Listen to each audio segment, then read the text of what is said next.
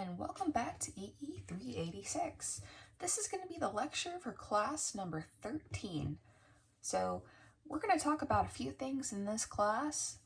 Really, it's right after class 12, we talked about stabilization and GC designed for that case, and that was the only case we really mentioned. But I did talk a little bit about the free S.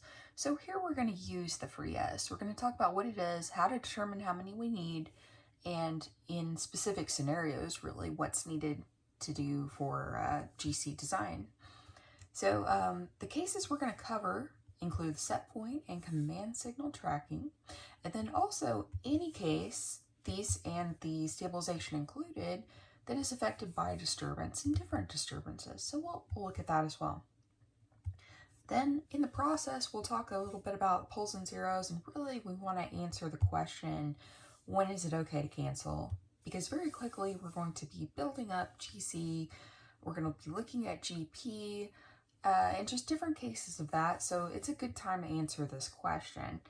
And then also at the very end, we'll look at GC design for cases where we don't have the sufficient outputs. These are the cases where we don't have a derivative that's measurable. If we think back in the time domain, this was always the case for the cases we covered, but we do have a design technique in the Laplace domain, or rather a transfer function type of controller, GC, that we can use to compensate for cases like that. So we'll get started.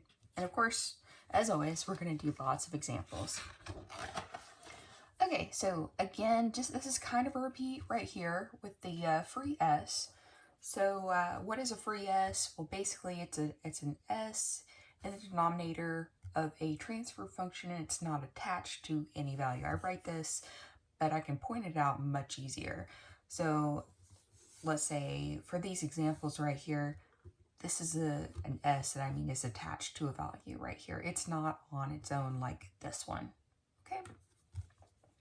All right, so I have a couple of different cases here written out. So for this one, we can see that this is going to be 3 free S's are here, okay? And here we're just picking out how many free S's we have. Okay, so this is pretty simple. This S, and there's 3 of them, it's to the third power, is not attached to any value. Whereas the one on the numerator and the denominator, even though it's squared here, they are attached to values. Okay, and that's an easy way you can eyeball it and pick them out. Here, this case over here, we have the numerator and the denominator. They're both attached to values. So we don't have one that's just factor out. We can factor out this right here or some power of it. So we can't do that. We don't have any free S's in this case here. Okay, so now let's look at this one. We have a 12 over an S squared. The S squared is not attached to any value. We could factor out 2 powers of this. We could factor out 2 of these. And so we have 2 free S's. And then our final case, we have an S squared on the top. This is on the numerator. And then we have these 3 on the denominator. They are all attached to different values. The one on the numerator isn't, but it has to be in the denominator. So let's add that up here. Free S is not attached to any value, and it is in the denominator, just to make that absolutely clear.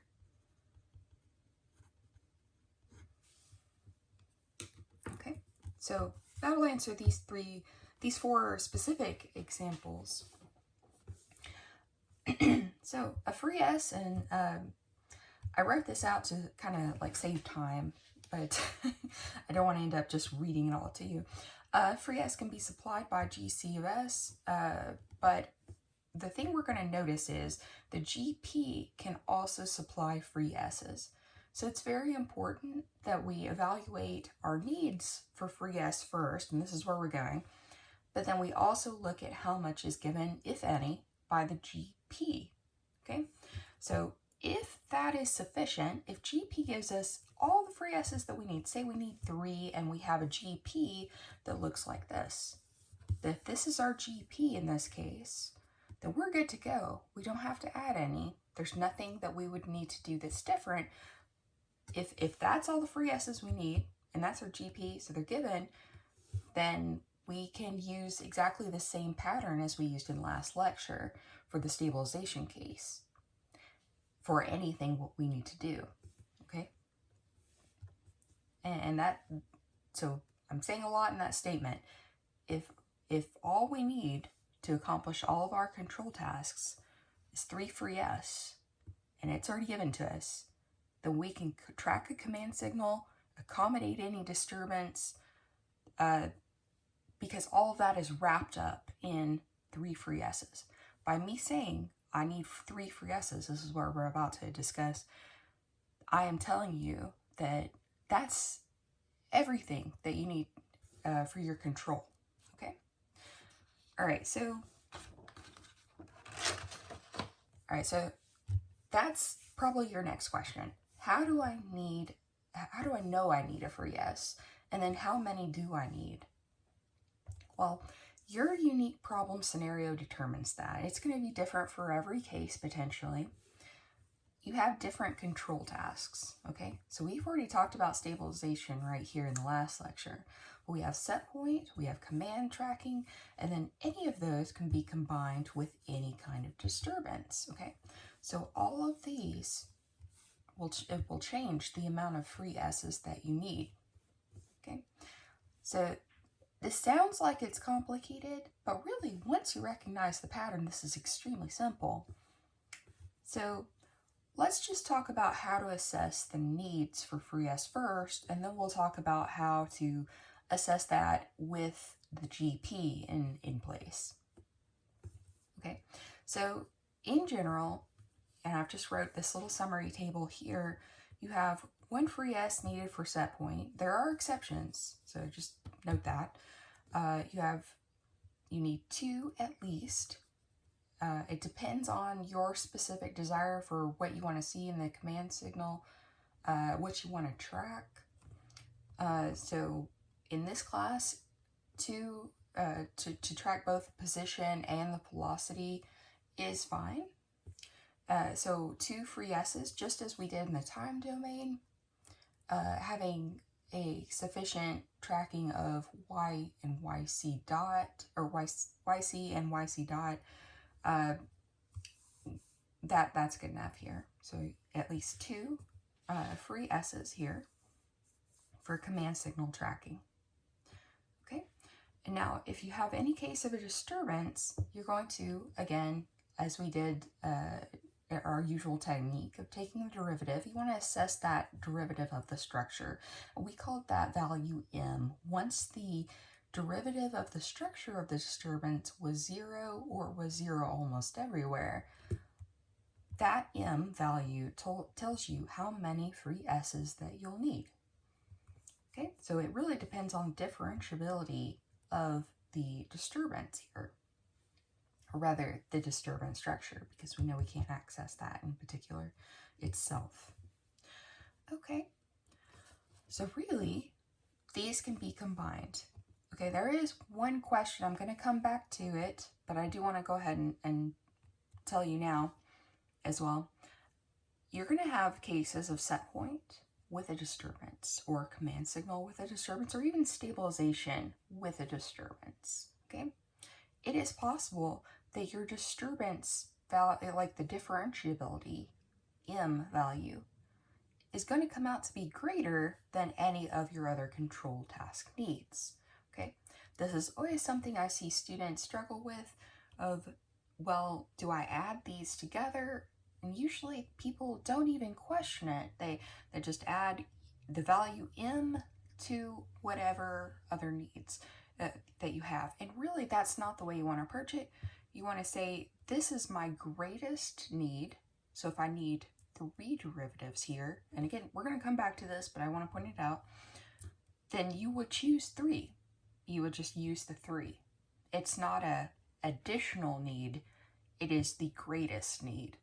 Okay, so and that might be a big clue of like, well, okay, so that would imply that if I'm designing a control to compensate for a disturbance of, say, like differentiability 3, so m is 3, then I can do that itself as stabilization or set point with that disturbance, command signal tracking with that disturbance, like any combination of disturbance and these other control tasks without redesigning the control.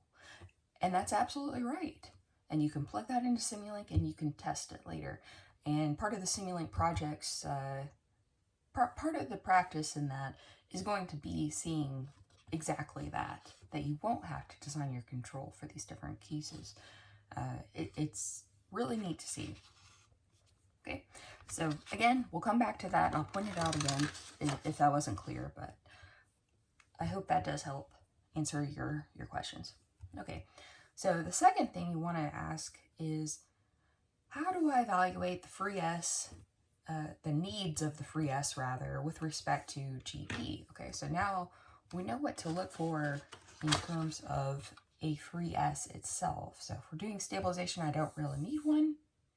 If we're doing command signal tracking, I need at least 2. So I'm going to go ahead and design for 2. If I am doing set point regulation, a case like this, I'm going to need 1.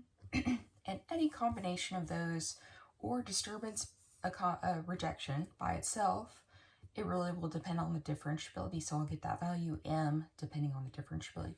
So I have my value of S that is needed. Okay. So then, once I have that value, I can come back and look at my GP and assess what's still needed given my specific GP. So I've written out some cases and I haven't written the answers here. So we'll go through this. Okay. So let's say we have a case of set point. So we've already answered that question on the previous page. How many free S's do you need for a set point? And the answer was 1, as I wrote it out. And then you have this GP. So we have, let's say, over here, we have just 1 needed by itself. Now if we have, let's say, this GP, okay, you can see that this GP supplies 2 free S's, and so that 2 is, it takes care of our need for 1 free S, okay? So I actually don't need to design any in that case. So the answer for this one, we're just going to write it out on the side here. But this would align with both set point and this particular GP. Let's look at another GP, but keep the same control task. We'll look at the second one down here. So this is now our GP. You can see that it supplies 0 free S's. I still need 1, so I'm going to need to supply 1 with my GC. Okay. All right, so third one down. Again, we're using set point, and I know I need 1 free S. You can see that none are supplied here. Again, we're only looking for free S in the denominator. That's the only one that counts. I know there's 1 in the numerator, but that doesn't take care of our needs. Okay.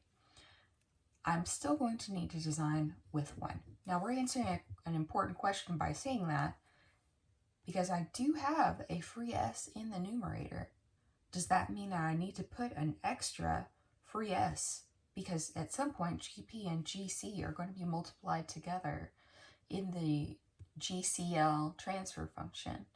Do I need to go ahead and cancel that out so that I have 1 left over? No, don't do that. We'll talk about cancellation very shortly. But in short, just look at the total number you need, if any are supplied, and then answer that question. That's the question I want to answer. Okay. All right, so here's our last GP in this listing. You can see that again, none are supplied. So I would have to, again, supply 1 myself. And this one's special because I put an arbitrary gain up here. So you can see even that doesn't matter. Okay, so let's move down here and answer the set point regulation case. Actually, I meant to do this a different way, so that's going to be the same control case. All right, so stabilization case. So y goes to 0. So in this case, by itself, if we're not looking at GP, we would need to supply 0 free S's. So we're not talking about disturbance cases because I haven't put that in my control task up here. So it's just stabilization by itself. This is exactly the same as what we talked about in last lecture. So no free S's were needed. We didn't even worry about free S's in our design patterns back then. Okay, but let's go through these GPs and we will decide if how many we need. So okay, we have 2 free S's that are supplied here.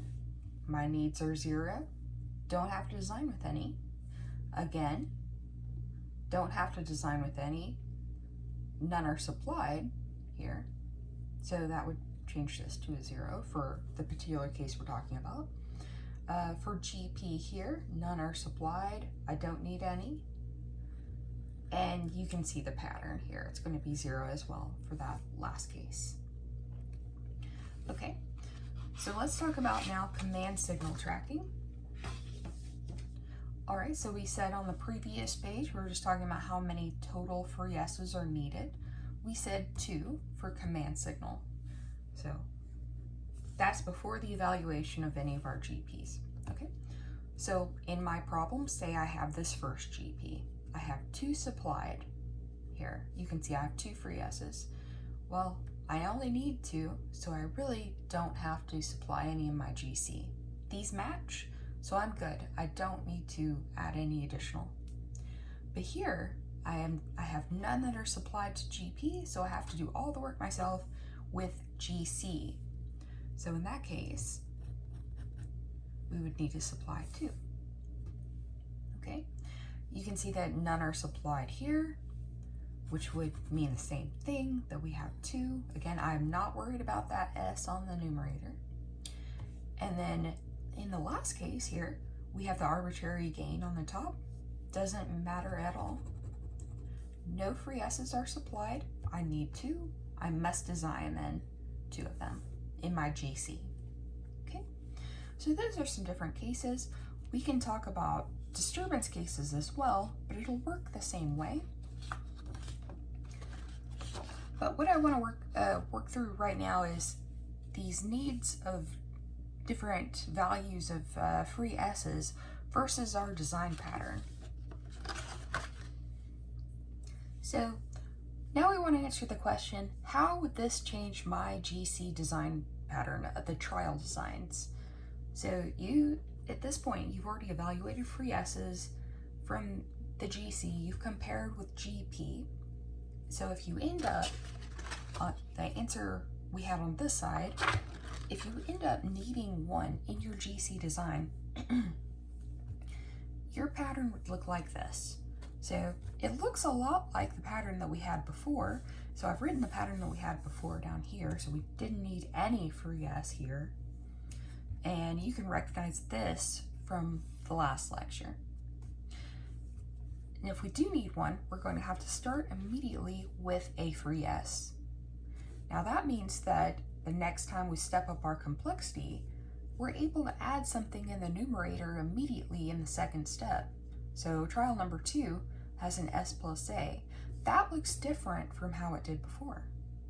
Okay, here we added it to the denominator. We can do that here. We can add it in the numerator now because we already have that S power. We have a power of 1, so we can match that numerator. And we want to take advantage of that whenever possible if we have to step up a complexity. Okay. From then on, the pattern is going to flow similarly, and we're using the same pattern, but of stepping up complexity. Whenever possible, if I have to step up complexity, I'm going to add to the numerator, if I can. Otherwise, I have to add to the denominator. So as long as you learn that, and you know the number of free S's, you're going to be fine. And you want to start out in the correct place. So we're just stepping up the complexity in a way that you would expect, just following that pattern.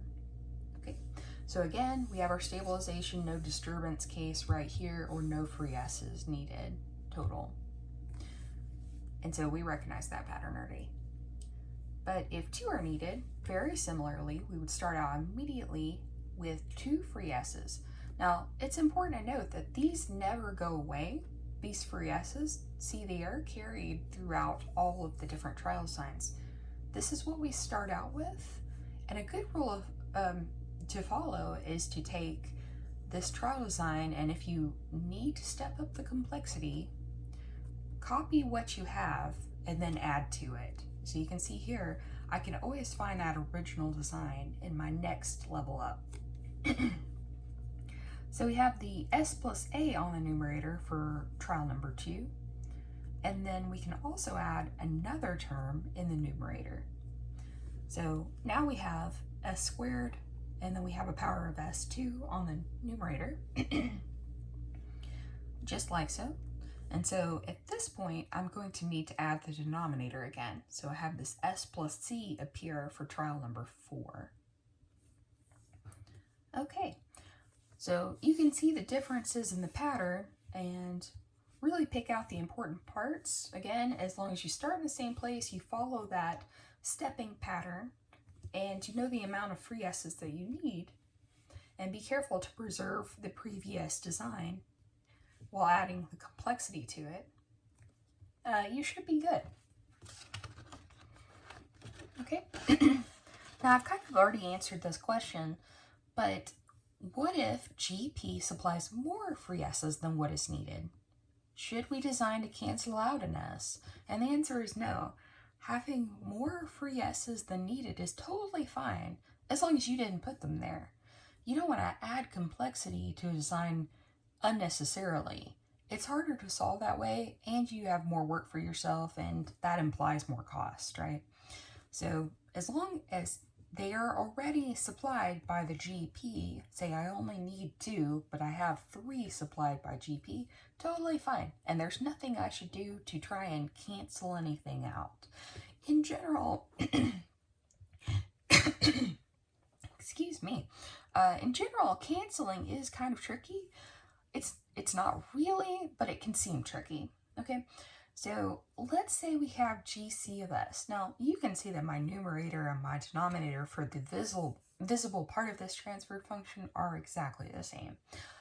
Am I allowed to cancel things out? Well, you have to pick out what exactly you're canceling and evaluate it.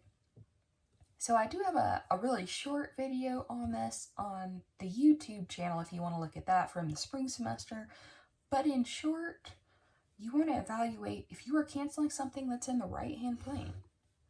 So if it is in the right-hand plane, do not cancel.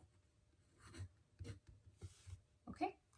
And that is really the rule to follow here.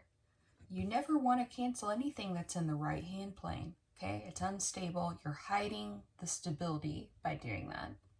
Okay? So don't hide instability. If something's in the left-hand plane, is it okay to cancel? Yes, you can cancel anything in the left-hand plane if it makes sense to do so. So you can see that this pole is actually at -2. So we have a pole here. We also have a 0 here. And here I've placed all the poles and zeros at the same place. Okay, so in short, don't cancel this one. You can cancel this one, these 2's. Don't cancel the 1's. You can cancel the 2's if you want to. The 0's, also, I would not cancel these because as we have learned, a pole and a 0 at 0 at the origin here, well, we learned that those can, depending on the initial conditions, can very easily have an unstable system response. Okay, the general solution. When we were looking at that, you had a problem in your homework where you had a pole, at least one pole, at 0, and you were able to see that that expands linearly or quadratically or cubically, depending on the initial conditions. Okay, how many poles are here? Okay, so this answers your question. it's in the left-hand plane, you can cancel it then. Otherwise, don't do it. All right, but now you're going to come back and say, well, Simulink treats this exactly as if, so if the numerator and the denominator are exactly the same, I put some dots out here, let's just say the rest of it is also the same. If Simulink treat this as a unity transfer function. And my answer to that is, well, Simulink is going to treat this strictly mathematically. Yes, if you type into Simulink 2 divided by 2, it's going to come back with 1. Okay? It's not going to evaluate this the way that we need to as a controls engineer. Okay? This is just, there is a reason Simulink is handling it like that, but that is not the way that you'll want to learn to handle it. Okay? So yes, it will let you do some things that you really shouldn't do. Remember, we talked about before, Simulink is able to, it has an allowance to let you build subblocks in a system. And for that reason, maybe a subblock isolated by itself would look like it is physically unrealizable. Okay? So, but in general, we have to obey the rule that our denominator and numerator have to be similar powers. They have to be the same power, or the numerator power has to be less if we're talking about s. So we talked about that last class, and that is also something you can't really do. But Simulink will let you do that, and that's the reason it lets you build subblocks and pieces of systems, okay? All right, so yes, Simulink will let you do this.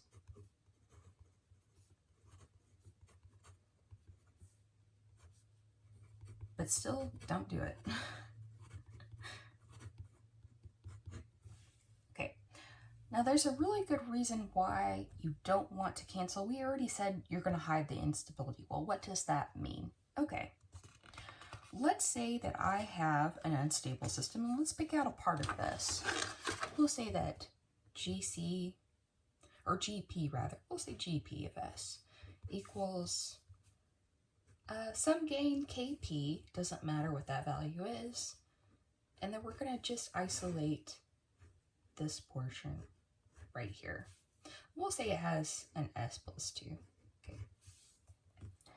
Okay, so the tendency is to say, well, I want to cancel this. We already listened to me a moment ago and said, don't cancel the unstable parts. It's in the right-hand plane. The poles and zeros, they're over here in the right-hand plane. Therefore, don't cancel them. Okay, let's pretend we did.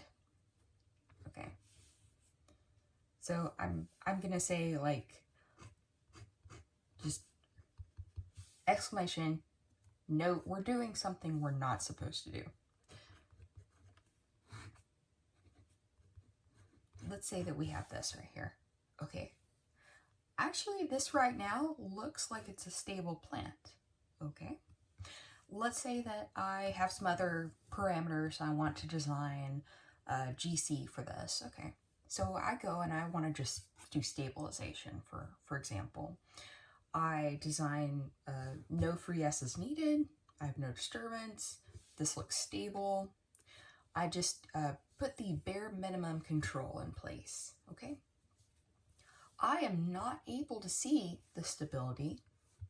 I'm not able to design for it. And therefore, my GC will never be able to compensate for that. It's not visible to GC.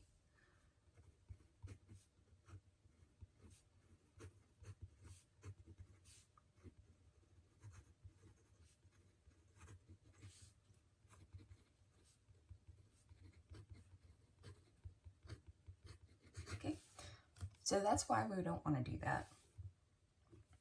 Even in the case that, say, we had another unstable pole out here, we left that in the system. Let's say we had an S minus 4, and we left that S minus 4 and did not cancel it. I still have an additional instability, and that is also still not visible to my GC, okay? So you might find that you are still not able to achieve a stable system, and you won't be able to see why. Okay? So instability is not visible in that case. Okay, so we just took a little detour talking about cancellation, and let's go back to our trial designs. Okay, so we talked about free S's with respect to the different control tasks. Here, we didn't do disturbance yet, so we'll do the disturbance case. And then we also want to look back and evaluate with respect to GP, and then we'll do some examples. Okay, all right, so disturbance.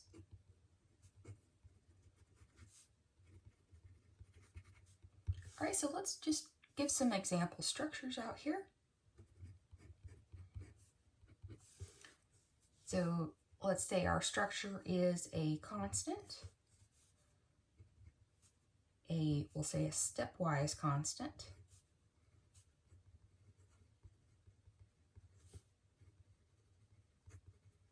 So stepwise is actually a function of time, so you have to have that of t.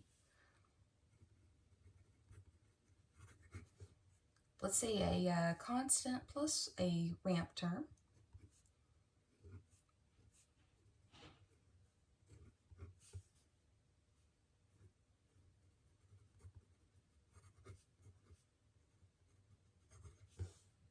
And then we'll also do, let's just say a cubic term, just by itself.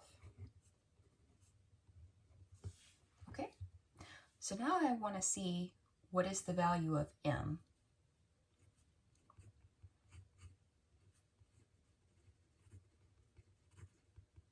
So I want to take the derivative until I achieve either 0 or 0 almost everywhere. Okay, so for each case, so we only need to take one derivative of a constant to achieve 0. So m equals 1 in this case, because CW derivative equals 0. Okay, here we have the stepwise constant. It's very similar, but we have to keep our AE in place, acknowledging the fact that this will change value sometime, and there's really not anything we can do about it. Other than that, it is still 1. All right, taking the derivative of this constant plus ramp term, we would have to take two derivatives. So the first derivative would be CW2, second derivative would be 0. So I'm just going to write W here.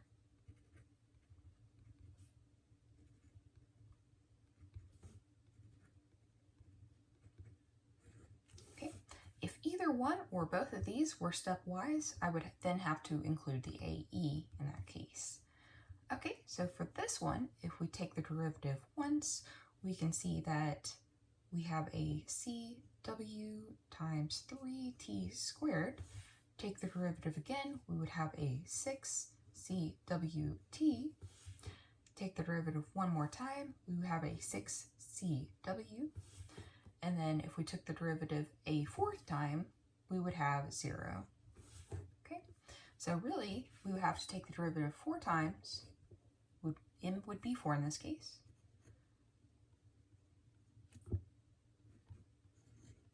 And again, if CW were a stepwise constant instead of just the regular constant, we'd have to include the AE here.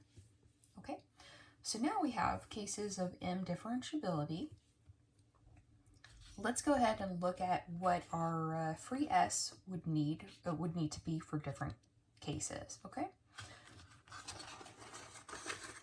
All right. So if M is 1, 2, or 4, those are our subcases. The number of free S's, okay, would actually be the same as M.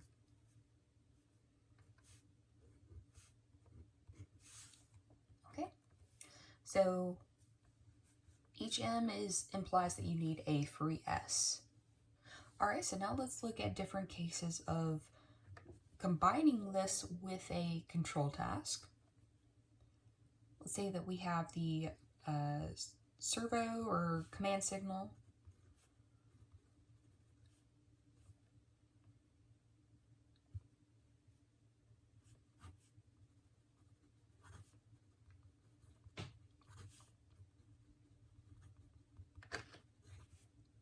Set point regulation.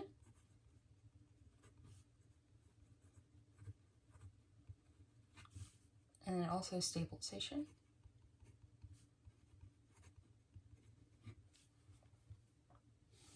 Okay, so as we remember before, servo or command signal tracking would require 2 at least. Set point would require 1 at least, and stabilization doesn't need any. Okay. However, we have disturbances that fall into these categories. Okay. All right, so let's go piece by piece, and we'll just do different combinations of this. I'm then going to add, say, 3 in this case as well. All right, so I have a disturbance that requires 1 free S.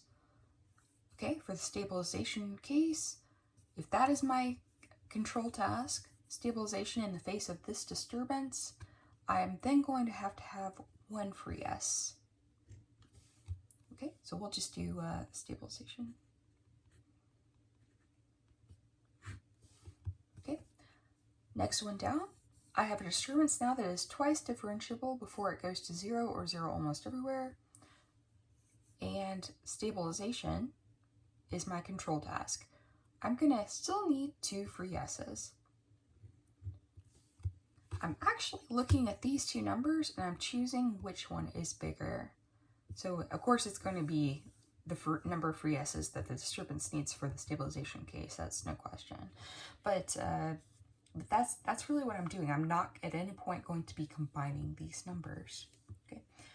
And then we have 4, and then we have 3. Okay. So for the stabilization, it's very simple. Let's do set point. Okay, my control task is to track a set point given to us, and then I have a problem that has any one of these disturbances. Okay, so for the first one, I have a disturbance that's just a constant or a stepwise constant, and then I have set point regulation as my control task. Then I'm going to need 1 free S. Okay, I need 1 over here. I need 1 for my disturbance. I'm going to need 1 total. Okay, it's not 2. It's we're not adding these. It's just 1. Okay, down here. Now 2 is bigger. The need for the disturbance is bigger.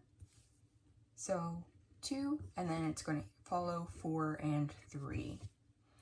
Okay, let's do the servo case, command signal tracking. Okay, so I have a disturbance that needs 1, but I have a control task that needs 2. So I'm going to need at least 2. Okay, so I start out my design with 2. All right, so the next one down, we have a disturbance that needs 2. We have a control task that needs 2. So 2 total have to be included. I'm not talking about GP yet. We'll do that next. And then we have 4 needed by the disturbance versus the 2 needed by the command or control task. So 4 are needed. And then 3. Okay. So by comparison, whichever is bigger in your needs for free S. Okay. So these are number of free S's needed.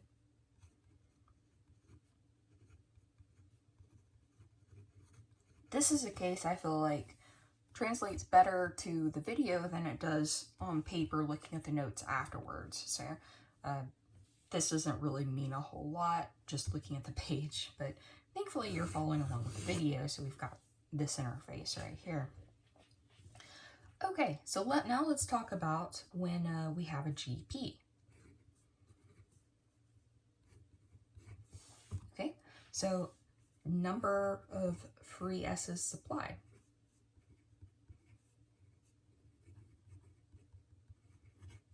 Okay, let's say that we have a case of 1 over S cubed times s plus 4. So that's our case of GP.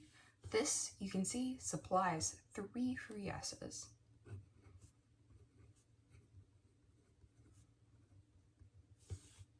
Okay, this supplies 3 free s's, and let's say that we have our first case of this stepwise constant disturbance, let's say.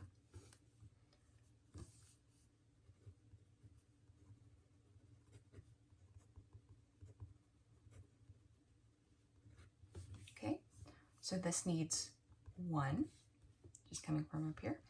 And let's say that we are doing a case of the command signal tracking.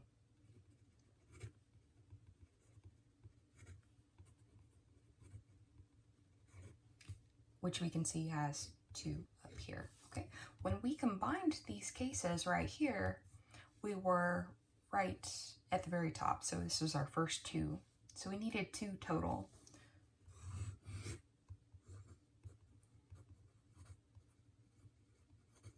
Okay, and this is my GP. I have 3 supplied. I need 2 total. So I'm covered by GP. So GC, in this case, does not need to supply any.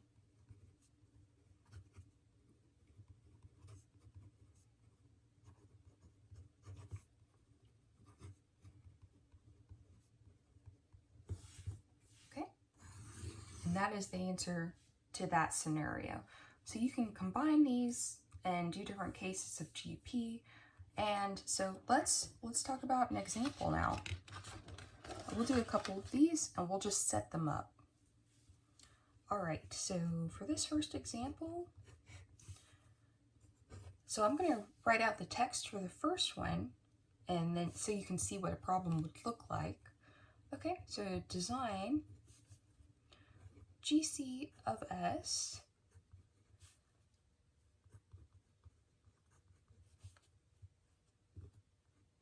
to track, let's say, YC T for a given system where GP of S, let's say that this is equal to,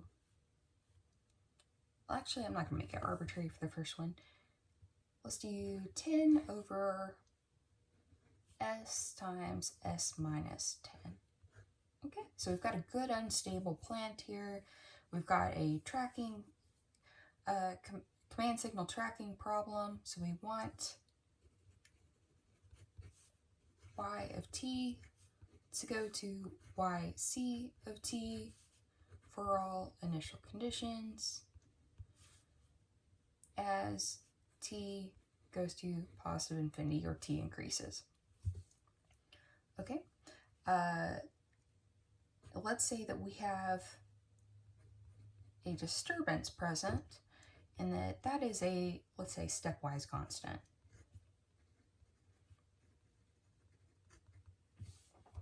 Okay, so now our command signal should be tracked in the presence of WT.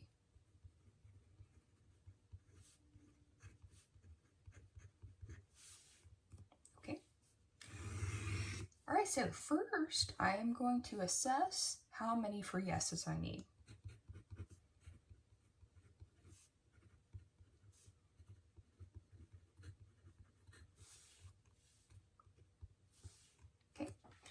So to take care of this disturbance, this is a stepwise constant. We've done this case a moment ago on that table. We need 1. Okay, so differentiability of this structure is 1 to make it go to 0, or 0 almost everywhere in our case. It's stepwise. And so we have that. And then for the YC, T tracking, we need at least 2. Okay, so that was our rule for YC was 2, set point was 1, stabilization was none needed. but the disturbance is its own evaluation every time. Okay. All right, so that means that we need 2 total.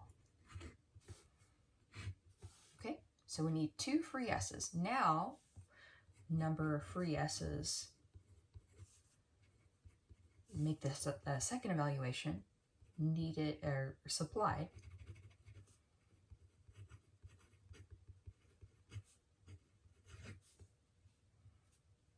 by GP of S. Okay, so examining our GP of S for this problem, we can see that it supplies 1. Again, we're looking at the denominator and we're looking for an S that is factor outable. That's probably not proper English, but we want to be able to factor out a 1 over S. So we can do that here. We would be left with this 10 over 10, S minus 10. Okay, so that is 1. Okay. All right, so how many then does GC need to supply?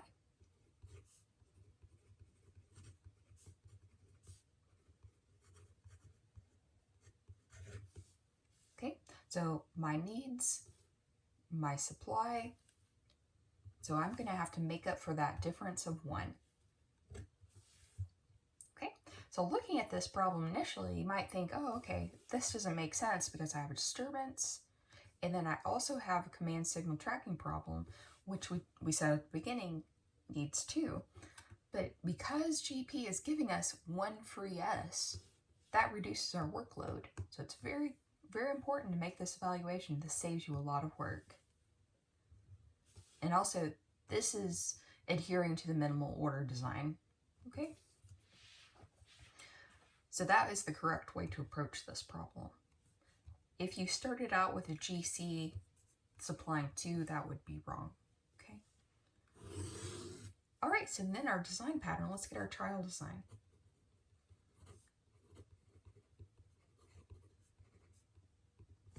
Okay, for GC, we are going to have KC over S be trial design number 1. We're going to step up the complexity for if that does not work. We always start out with the design right before, and then we add to it. So we can add to the numerator here. We have a power of 1s in the denominator, so we can have a power of 1 in the numerator as well. Beyond that, because we want to adhere to physically realizable systems, we're going to have to move to the denominator. Okay, start out with the pattern before, and then we add to it as, in terms of complexity. Okay, we'll do one more.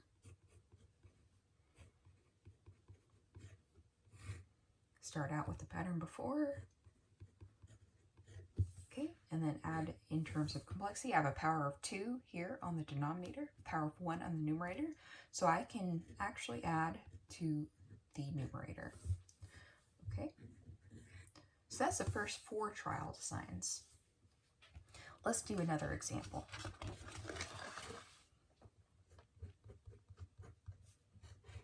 Okay, so let's say I have a set point problem.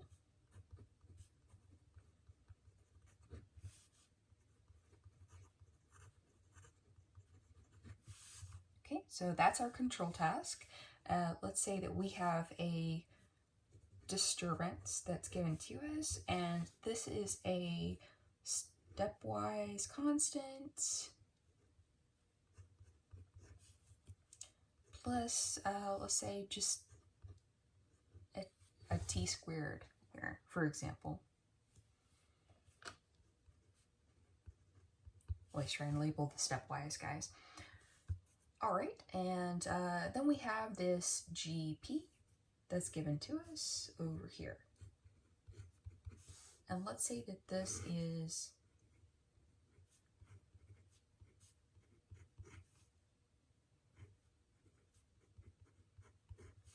okay, just like that. And then we'll do another GP. Talk about a separate problem.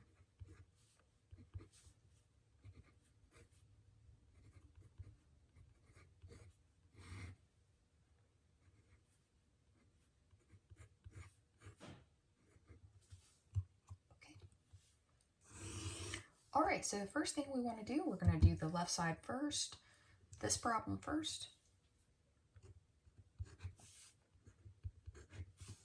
All right, problem number 1. Then we're going to assess how many free S's that we need to accomplish our control task to accommodate our disturbance. Okay, number of free S's needed.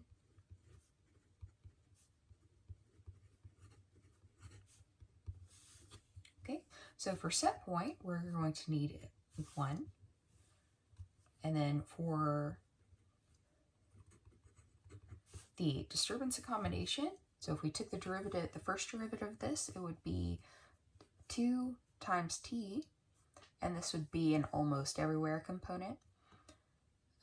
0 almost everywhere, that is. And then if we took the second derivative, then it would be 2. So we still wouldn't be at 0. It would be 2 almost everywhere, but yeah. So we'd have to actually take 3 derivatives. So taking 3 derivatives of this would be 0 almost everywhere. So that means that we need 3 for the disturbance accommodation, or rejection, formerly known. Okay, so total, we need 3. So again, we're not adding these, we're just choosing which one's bigger. Okay, this case would accomplish the set point case. Okay, all right, so we've got 3 needed, and our GP, we can see, supply is actually 3.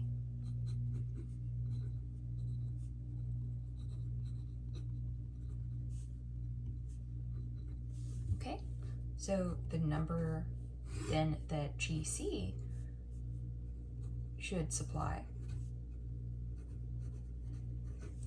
is 0. Okay, totally covered by the GP in this case. Okay, so we don't have to put any in our GC design. Okay, if we were to list out the GC trial designs, and as we're working through the problem, we do want to step through this. We don't want to just jump to like the third one down, because you want to make sure that the first 2 don't work. That saves you a lot of work, and sometimes it is not apparent at all that it would work.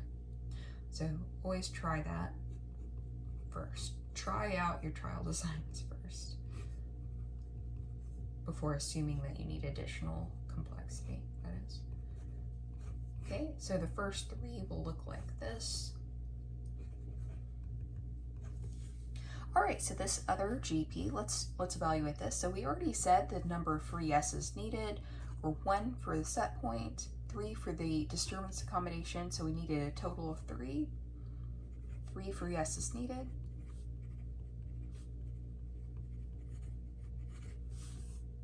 Okay, how many are supplied by my GP? It's actually 0.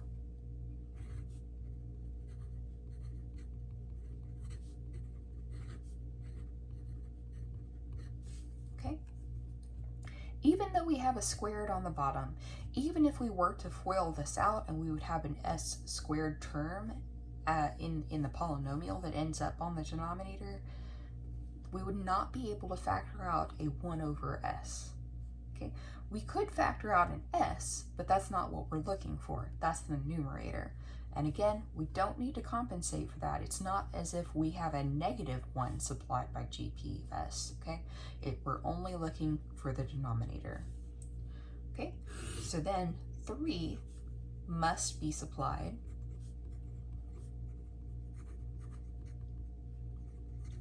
by our GC of s. Okay, so our GC trial designs would look like this. We'd have a KC over s cubed, so we have to have 3 free s's starting out.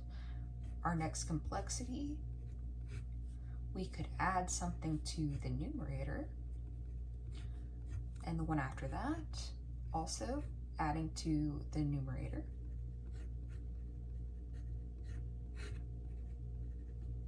The one after that, we can also add to the numerator. So S plus A, an S plus B, and an S plus C. And since this next one is going to be different, let's go ahead and do that as well. We'll have KC, S plus A, S plus B, S plus C, and then S cubed, S plus D. Okay. All right, so that's another example of just how we would go about establishing our trial designs for GC. Okay, so let's do an example where we actually work through trial designs for a set point problem with some disturbance, okay? Okay, so let's say our control task is that we want our our system response y of t to go to some y set point, okay? We also have a disturbance.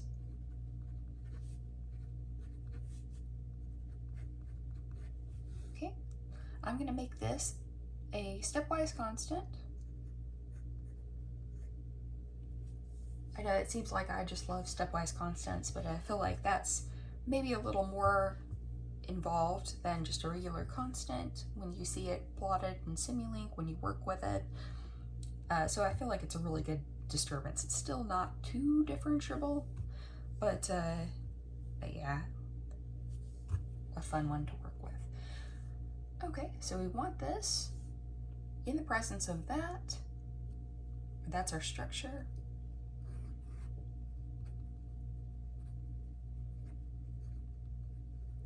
Okay, of course, for all initial conditions, as t increases.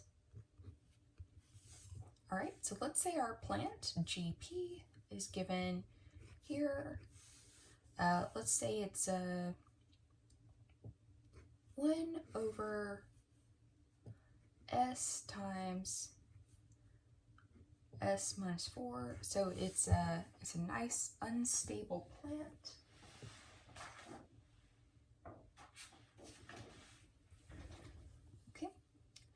All right, so we're going to go through our same procedure and just evaluate. Now, number of free s's needed. So by working with the free s's and such, and the placement of the transfer functions in the system, you're avoiding the need to work out the error dynamics here. The error dynamics are covered by what we're doing with the control design. So that, I mean, it's just a different technique. I wouldn't necessarily say that it's easier or more difficult, but it's just different. Once you get used to working with the free s's, it becomes very easy to recognize the pattern. So initially, if this seems intimidating, just give it a little time and it will get easier. So number of free s's needed for, let's say, the disturbance first. Okay, so we can differentiate this one time before it goes to 0 almost everywhere. So we need 1. Okay, all right, so hopefully that dash is long enough that it doesn't look like a negative sign. All right, for the set point accommodation,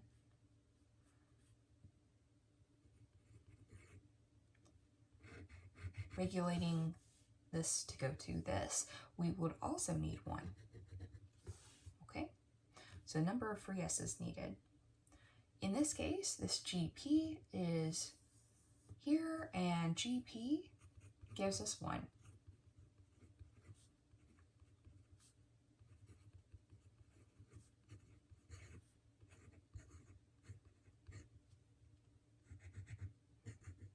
Okay, so that means that we don't have to design with any. So GC of S does not need to include any in design.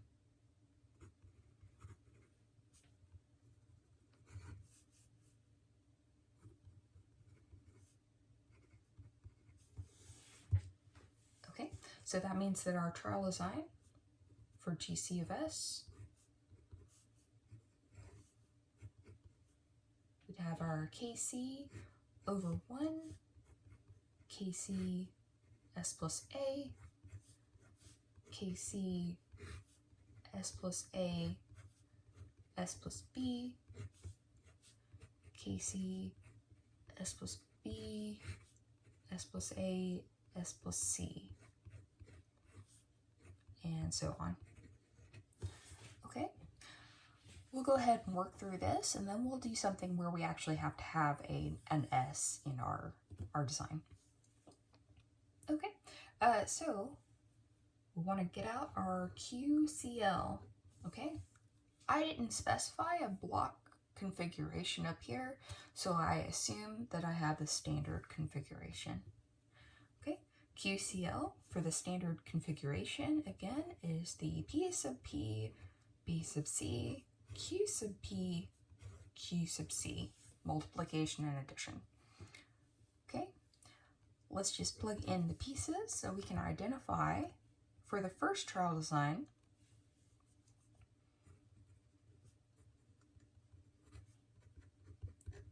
Okay, let's say for trial number 1, we have P sub P is 1,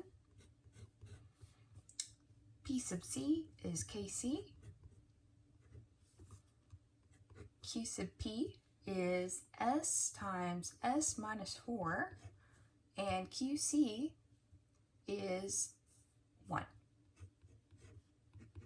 Okay, so we're going to evaluate this with respect to necessary and sufficient conditions.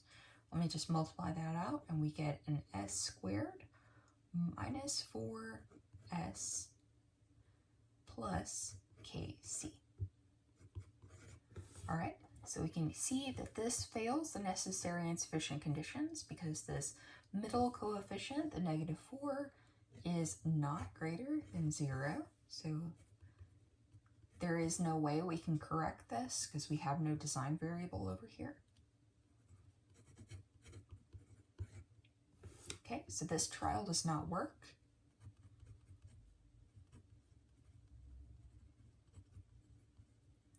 All right, so we just move on to number 2, which would be our KC over S plus A.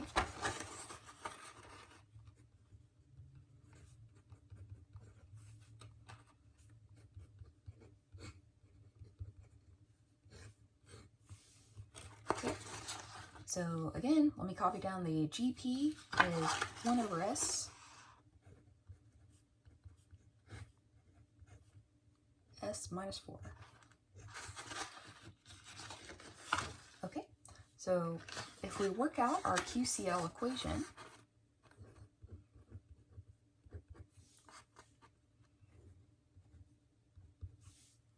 okay, so for trial number 2, our QCL is going to work out to be, we have that P sub P times P sub C, so we've got a 1 P sub P, P sub C is KC, and then the two denominators multiplied together. So we have an S, S minus 4, and an S plus A. Okay, let's multiply that out. And if we multiply these here, we've got an S times an S squared minus 4A plus AS minus 4S. And then we've got the KC. Okay, just simplifying that a little bit. We have an S cubed, and then we have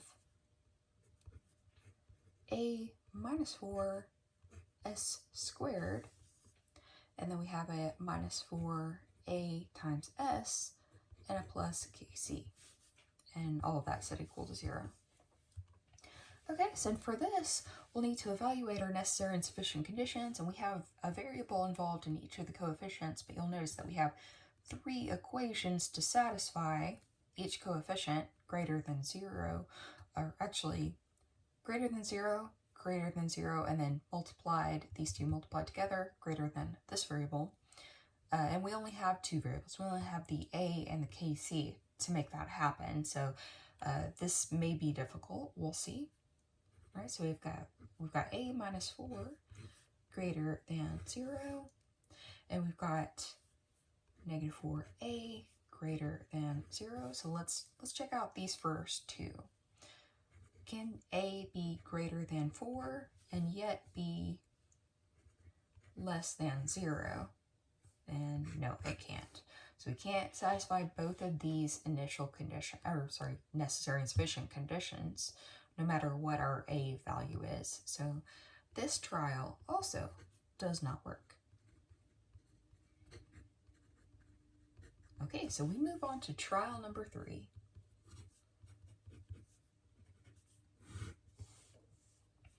All right, so for this one, our GC equals KC over S plus A, and then we also, in the numerator, have an S plus B. Okay. Our GP remains the same that we have up here, so let's write out QCL. All right, so P sub P times P sub C, which is the KC S plus B, times Q sub P and QC.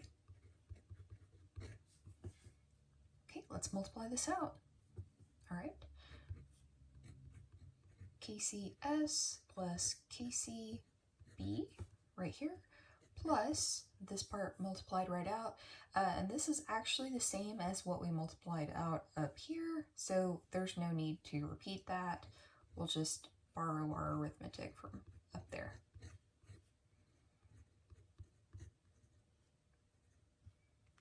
Okay, and just this portion. All right, all of that is set equal to 0. Okay, so let's combine it and simplify.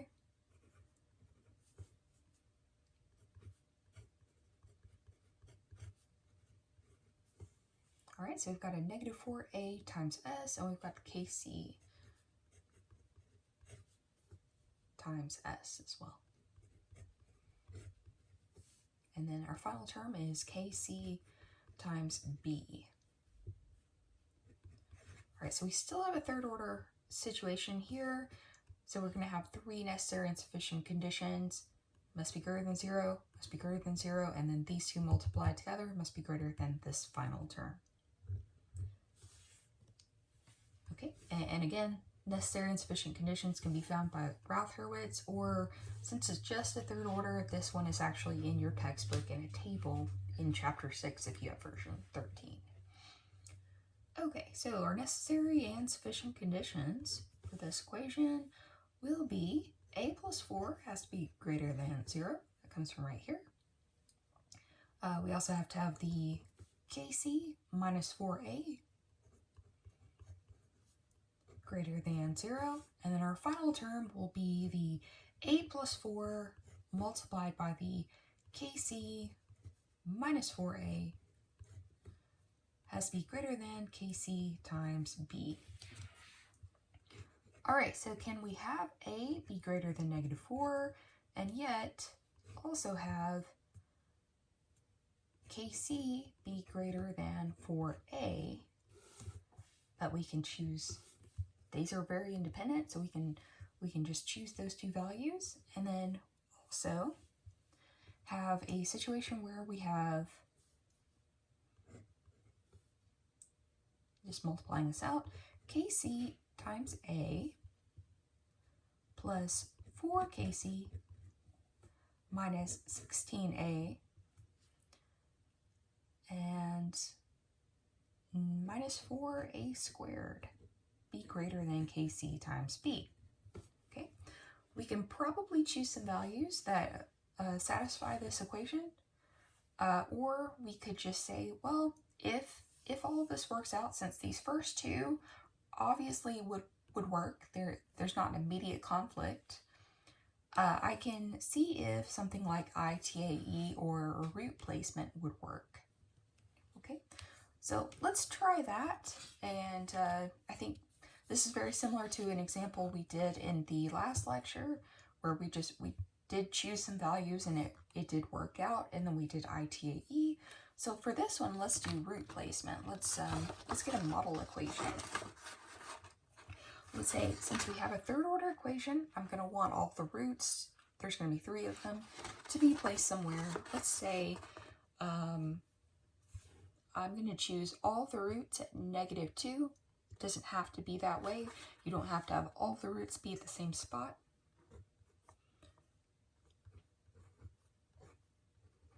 Okay, so I'm just going to expand this.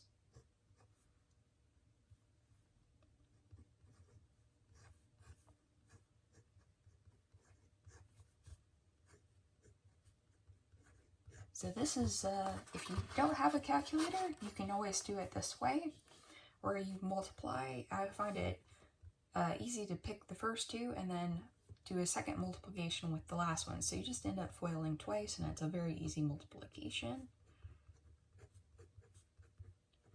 So just like that. And then multiply the second one. So you end up having lambda cubed plus 4 lambda squared plus 4 lambda plus 2 lambda squared plus 8 lambda plus 8. Okay. All right, so then we just simplify this.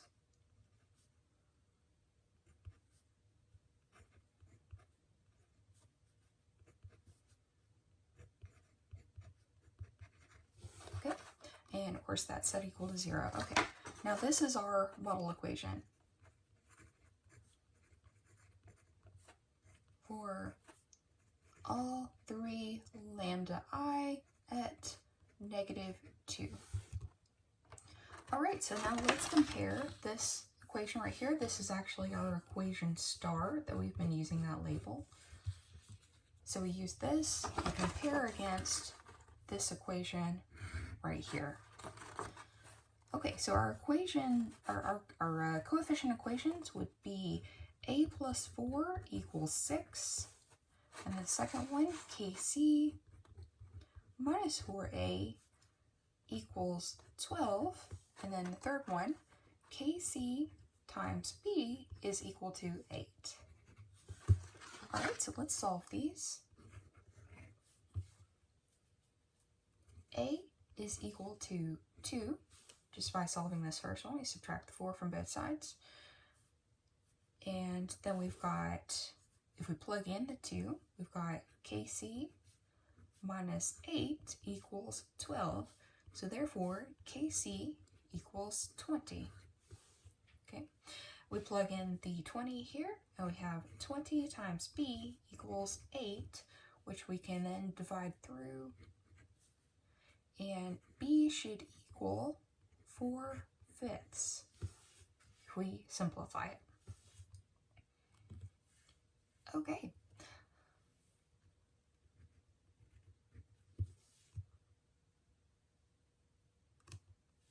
Let's see, is that right? So we have 8 divided by 20. Divide each of these by 2, and we would get a 4 and a 10. And then we would get a 2 and a 5. So it's actually 2/5. Sorry about that. It's always good to question yourself. Sometimes things, you glance at it and you're like, oh wait, no, that doesn't look right. Okay, but yeah, we were able to do this. We found an A value, a kc value, and a b value that made this work. So then our GC, this is our control algorithm, it's just in a transfer function format, would be 20 times s minus 2 is minus a, and I'm sorry, s plus 2. We have a plus here. S plus 2/5. Okay, so we are adhering to our design, our trial design, right here. I just wrote it out, and that is our control. Okay, so let's do another example where we have, in this case, we have to have a free S in our GC design. Okay, so we did a set point problem here. Let's do a command signal tracking problem.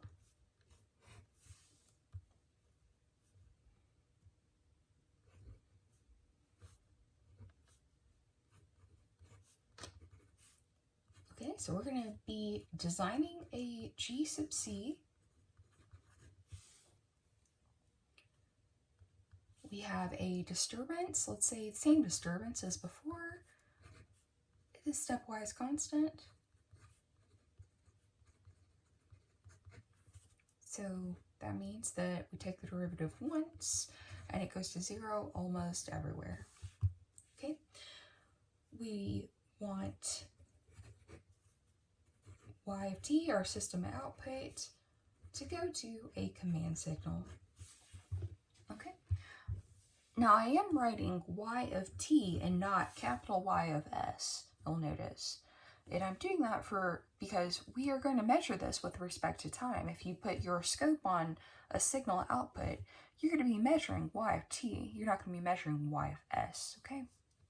So we always want to look at, while we're doing Laplace transforms inside the system and we're representing it that way, the reality is that we are looking at system response with respect to time. Okay, so that means that if we were able to theoretically measure a y of s outside of capital Y of s, we would need to take the transform, the inverse transform, to bring it back to the time domain. Okay. All right, so and now the only thing left is a plant. So let's say we have GP of s, and this is something that's unstable. So let's say we have an s minus 1. Okay, something relatively simple though, just for an example.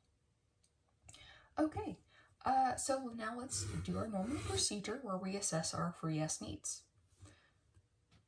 Okay, number of free s's needed.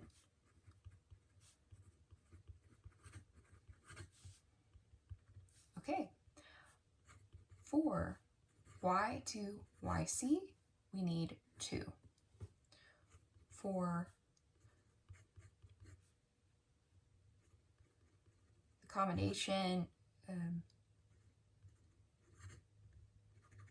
of the disturbance signal, we need 1. Okay, so total, we need 2.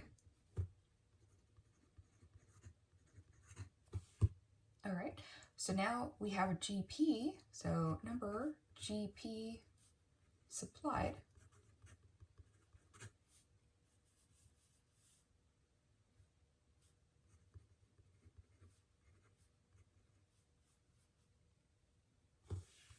And that value is 0 because we see by examining GP that we cannot factor out a 1 over s. Okay, so that means that GC must supply 2 free s's. Okay, so that's how we start out our trial design pattern.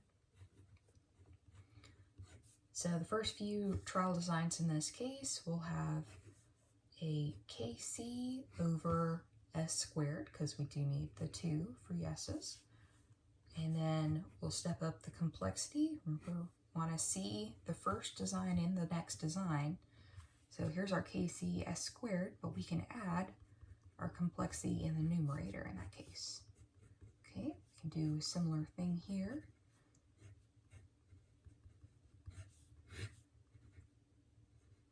Okay, and if that does not work,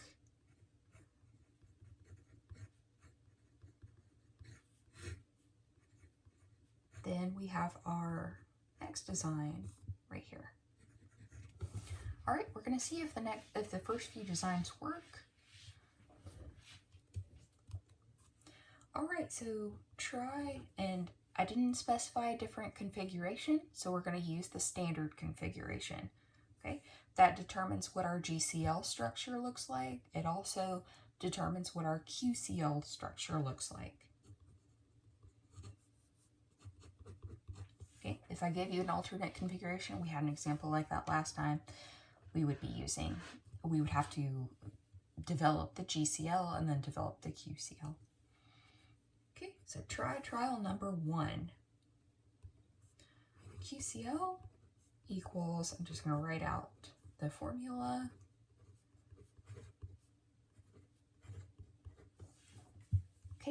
So we're going to plug these in. Here is our GC that we're using. That is KC over S squared. All right, P sub P is 1. P sub C is KC. Q sub P is S minus 1. And Q sub C is S squared. All right, if we multiply this out, we get an S cubed minus S squared. We have no single S term, so I'm going to put a 0S plus KC. Okay, so anytime you have a 0 here, you can assume it's unstable in this case, because we always want control over these. We want to do this for any initial condition. So if I don't have control over this term right here and it's not already positive, it's not really necessary that we go any further. Even if we did, you can see that this term has a negative coefficient, so it's going to fail the necessary and sufficient conditions. So we can just write here that necessary and sufficient conditions fail, and therefore trial design number 1 does not work.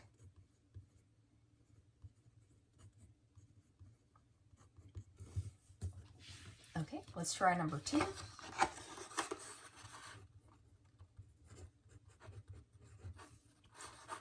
We have KC times S plus A over an S squared. And our GP, again, just so we have it on this page, is 1 over S minus 1. Okay, let's write out our QCL in this case. Okay, P sub B is 1, and P sub C is this KC times S plus A. And then we've got the Q sub C, or Q sub P, which is S plus 1, and then the S squared for Q sub C. And we'll set that equal to 0. Let's multiply all of this out, and we get an S cubed minus S squared over here. We have a KCS plus a KCA over here. Now we can already see that this is not going to work. This is a failed design right here.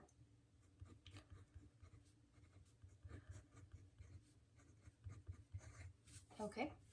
All right. So again, it fails necessary and sufficient conditions. Trial design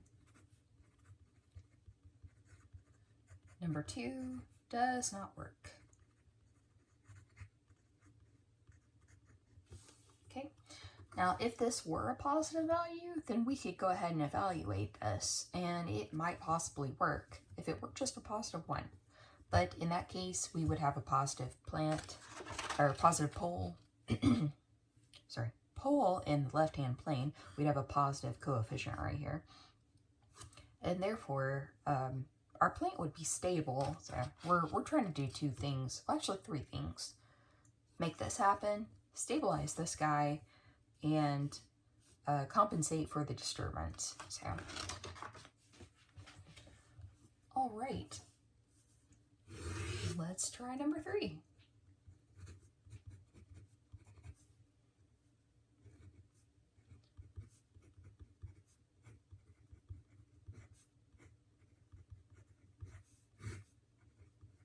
Okay, so here's our GC. I'm not going to repeat GP because it's already written up there. Let's find our QCL. All right, P sub P is 1. P sub C is KC times S plus A, S plus B, and then we have S, or the Q sub P times the Q sub C. All right, so this portion remains the same.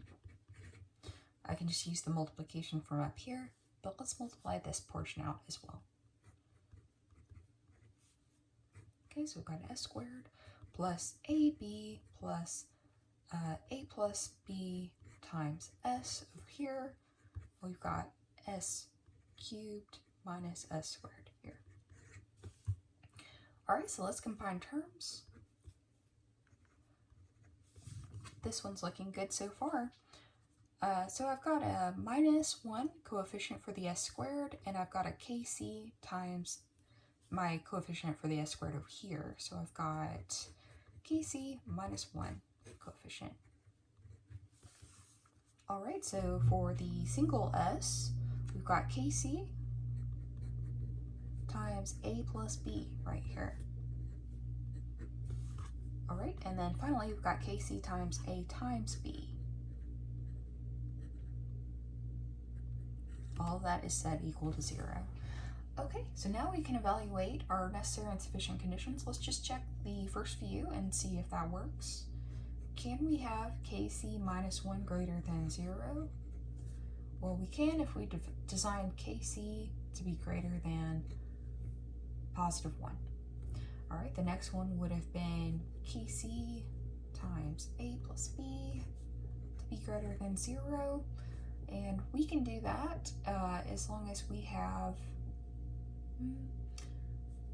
really, that's a pretty good form to leave that one in. And then our next one would have been KC -1 times KC A plus B. So these two coefficients multiplied together have to be greater than this third coefficient, KC A times B. Okay. All right, so I don't see any problems immediately with this. We could pick values and see if they work. Let's go ahead, since this is a third order system and we just used a third order system, let's go ahead and try and do the same thing. We'll place all lambda I at -2.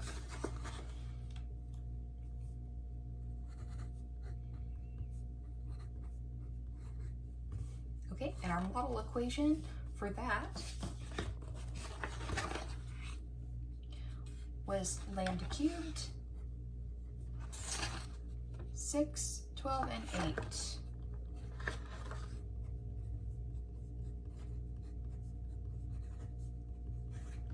Okay, and that is our model equation.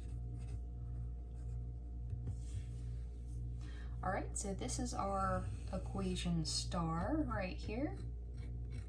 So we can compare these and we can see if we can solve that and get a value for KC, A, and B.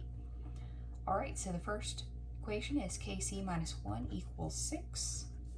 Therefore, KC equals 7. All right, the next equation is KC times A plus B is equal to 12. Okay, so we know KC is 7.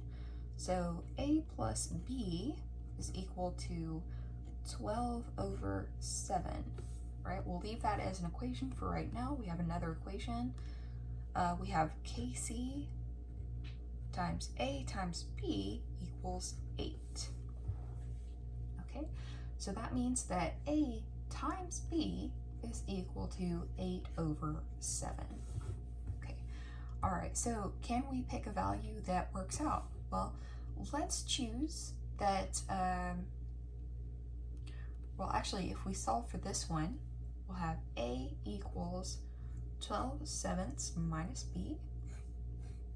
Okay, and then we could plug that into this equation right here and then get the value for B.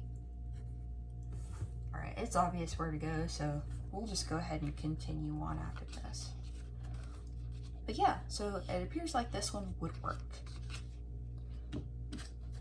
All right, so we've done an example now of command signal tracking. We had a disturbance in there, and we had a disturbance also in our setpoint gates. We did an example of that as well.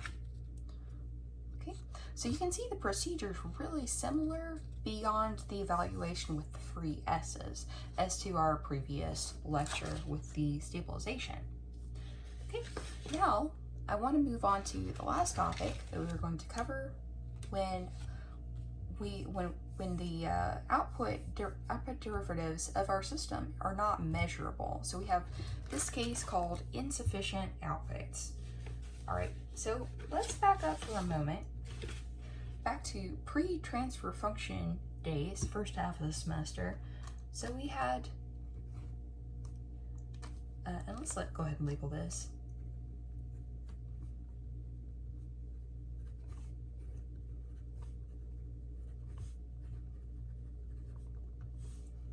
Okay, so y of t is measurable. And we can say that it's always measurable. Okay, let's say that we have a system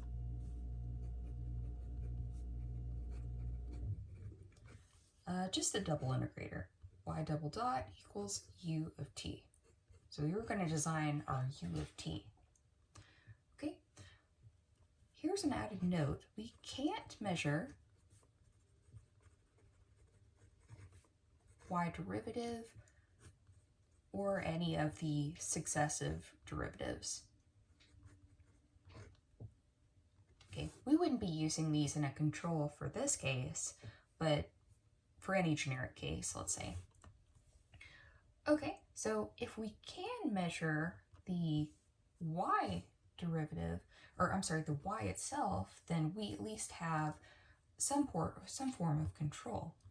Okay, so the best that we knew how to do in this case before was to design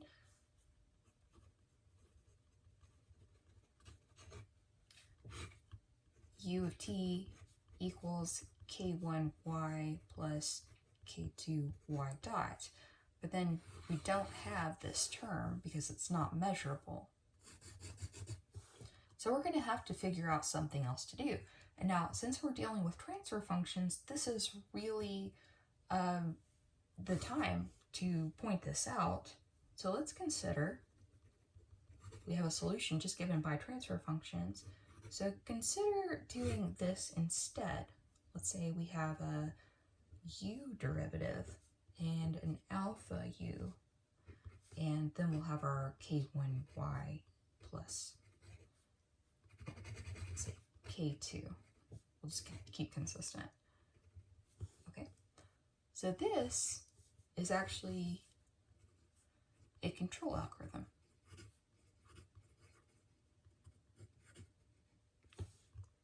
Okay, so let's look at this with respect to transfer functions. So let's go to the Laplace domain. We have an s here because there's a derivative. We have an alpha. We can factor out our now capitalized u. We have our k. We have our k2s.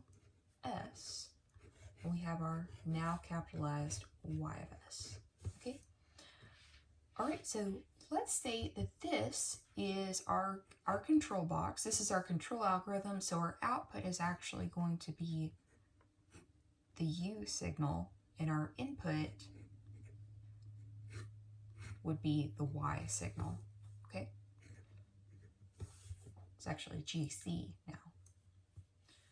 All right, and whereas if we were talking about GP, y would be our output, and we'd have u as the input. So just be really careful. We talked about this before a few lectures back, I think before the midterm, where you want to be careful identifying what your inputs and outputs are. Okay, so this is what we're using in place of the u equals algorithm. Okay, so we have our derivatives, and that's why we have u over here. It's the output of the system. Okay, hopefully that's very clear. All right, so what we want to do for our transfer function is, again, output over input. That's why we're going to have u over y in this case. Okay, so in doing that, we're going to have a k1 plus k2s over s plus alpha. All right, so all of this is our GC of s. Okay, we can control K1 and K2, those are always our control gains. We also have this alpha control gain that we can choose. And so we have complete control over this, even though we are not sticking a measurement tool on a y derivative, okay? You can see how we kind of did that in a sneaky way.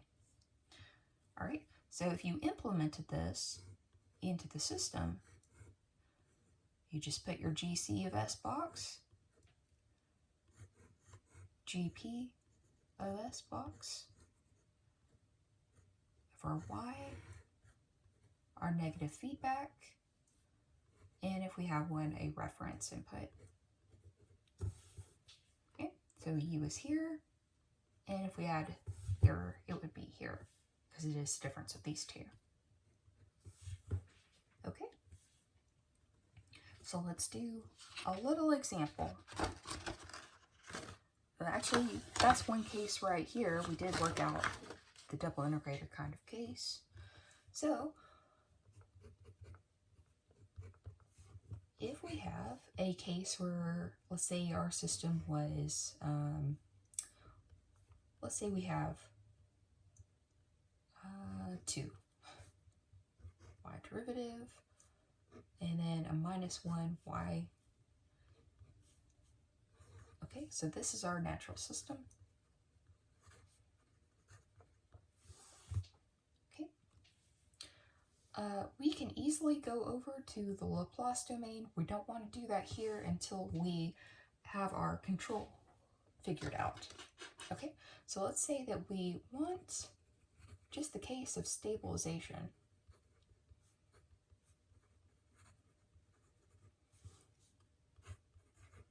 Again, y goes to 0, y of t goes to 0 as t increases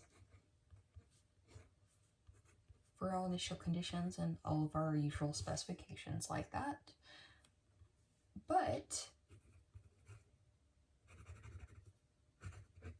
don't know why I put a y, I was looking up here.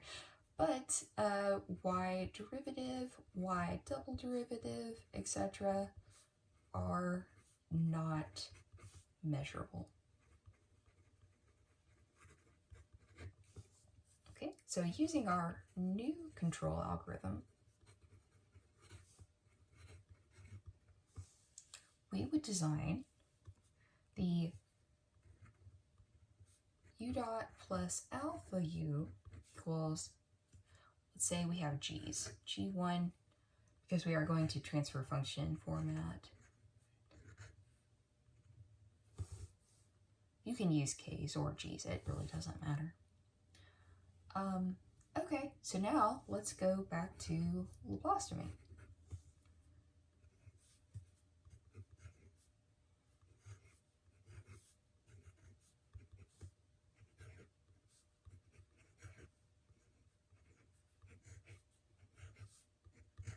Okay, and then we get u over y for GC. Remember, our output is actually u in this case.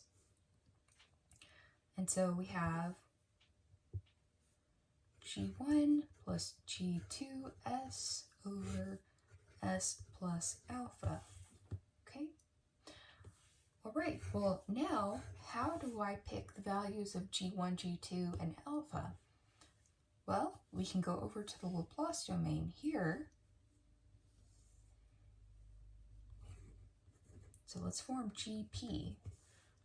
What I'm going to do is just represent the input port into this box as R of t. We know that our input is actually going to be u. Actually, we can go ahead and use u. Hopefully that's not going to be too confusing because we do have u over here already. But let's just draw our little diagram. Make it absolutely clear where everything is.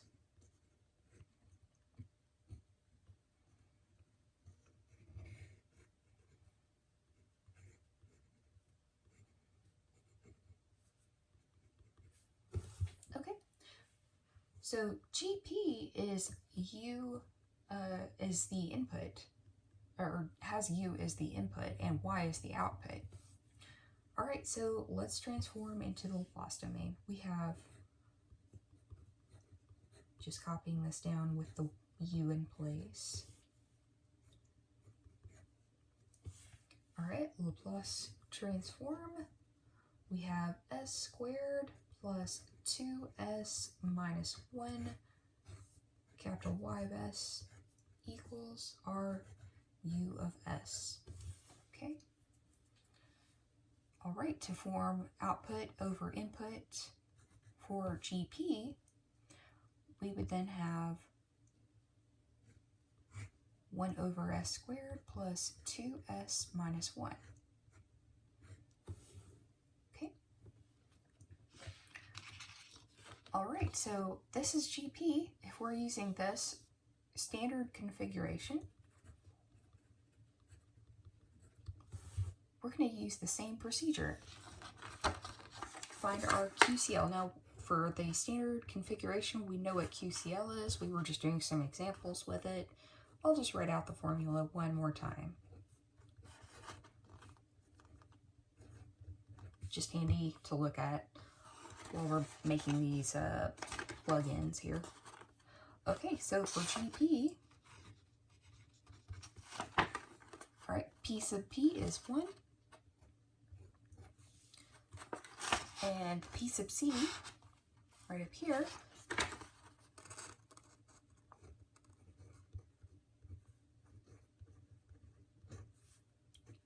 we have our QP,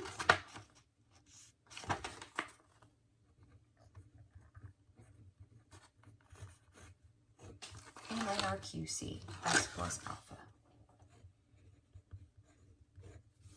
Okay, we go through our normal evaluation. Okay, so we just have over here, it's just multiplied by 1, so G1 plus G2S, and then we can do our multiplication for this other side, this right side. We'll have s cubed plus 2s squared minus s plus alpha s squared plus 2 alpha s minus alpha. Now all of that is set equal to 0. Let's combine terms. S squared terms, we have 2 and alpha.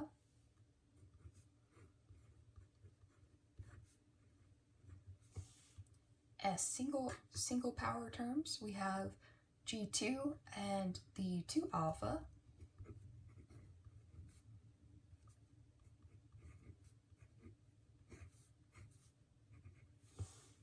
Okay, and so we are left over with a G1 plus, or minus, actually, minus alpha. All right, so let's make sure we've got all of our terms included. The G1, the alpha, the G2, the s cubed, the 2s squared minus s. We actually left out a term, so minus 1 right here.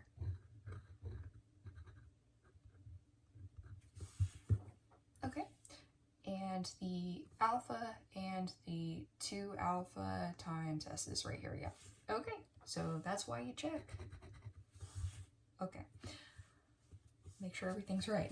Okay, all right, so now we have 3 equations, and you can see we're just going to use the same method that we have before, assess the necessary and sufficient conditions.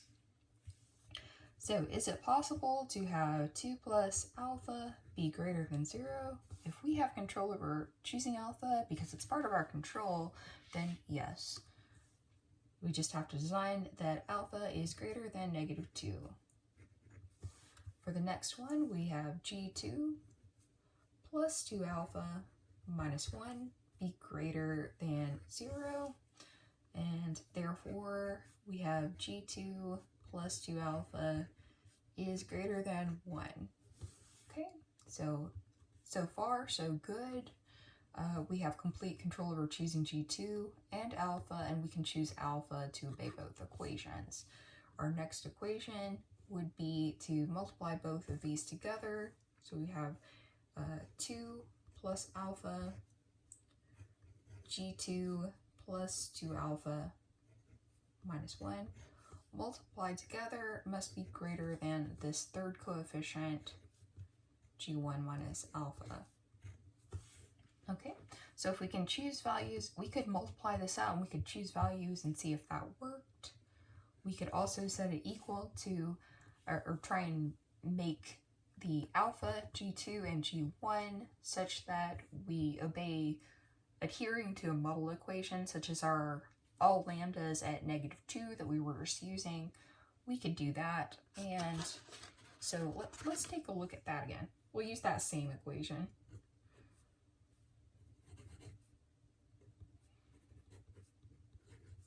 Okay, so it was a third order, so it's really handy that we've done three examples in a row with the third order equation star.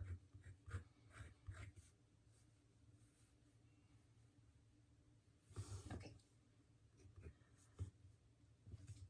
All right, so let's just pull out that model equation that we were just using. Our coefficients are 6 and 12 and 8. All right, so I'm just gonna compare the model equation and equation star just like we always do. So 2 plus alpha for the first coefficient must be equal to 6. We can solve for alpha. Alpha is equal to 4. Okay. Second coefficient, g2 plus, that's going to be 2 alpha, so I'll just write in an 8, and that's going to be minus 1, so that's going to be 7. Must be equal to 12. Okay, that gives us that g2 is equal to 5. All right, third equation, g1 minus alpha must be equal to 8. All right, so we know what alpha is. Alpha is 4. And so g1 is equal to 12. Okay, so we were able to solve all three equations. So if we were to plug this back in, we should get an equation that results and looks exactly like this model equation right here, except we'll have s's because we're working in the Laplace domain there. Okay, but that's how you would design for a case of having some derivatives, one or more, not be measurable. Okay, if we had a third order equation, then I would just increase the power of s's over here, and of course we'd have increased power of s's over here as well. Okay, and so that's how you would cover that design. So we've accomplished everything. We've accomplished quite a lot in this class. In the next class, I would like to go over the Vannevar-Bush math flow diagram technique. So we're at the point where we have designed controls and we've accomplished that, but we will need to draw the math flow diagrams for that. And there's a really handy technique for dealing with transfer functions. I'm just trying to get to a point where I can point to something. Something like this, okay? When you have input derivatives, when you have anything on the numerator here, actually just pointing to our example with the insufficient outputs would be really good because we've got that spelled out in time domain. So right here, so we're talking about anytime that you have input derivatives, and that's what we've done with our design. We've taken over having inputs of our control itself in place of having input or output derivatives from our system. So anytime you have this kind of a structure, you have something on the numerator in your resulting transfer function, the technique that you're going to have to use to draw a math flow diagram is going to be the nested integration, the Vannevar-Bush technique. If we tried to use our regular math flow diagram technique, what I'm calling phase variable method, it would be very difficult to do this, okay? So that's why we need a new technique. Students usually like that one, so that's coming up. So you got something to look forward to. But now you have all the information necessary to do homework set number 5, and actually a bit beyond that because we covered the set point and command signal. All right, so Please let me know if you have any questions on any of this. I'm very happy to go over it. I'm very happy to answer additional or do additional examples if needed. All right, so I'll see you next time.